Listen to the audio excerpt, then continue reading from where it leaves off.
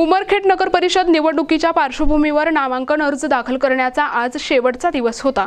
विविध राजकीय पक्षांच्या वतीने उमरखेड नगर परिषद परिसरात आज रॅलीच्या माध्यमातून जोरदार शक्ती प्रदर्शन करण्यात आले।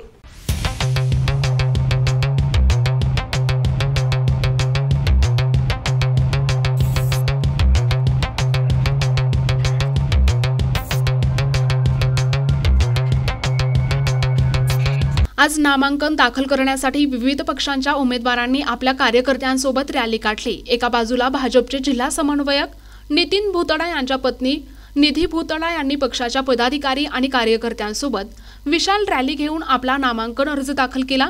दुसरीकडे महाविकास आघाडी आणि स्थानिक विकास आघाडीच्या वतीने अध्यक्षपदाच्या उमेदवार तेजश्री संतोष जैन यांनी महाविकास आघाडीच्या सर्व पदाधिकाऱ्यांसोबत आपला नामांकन अर्ज दाखल केलाय।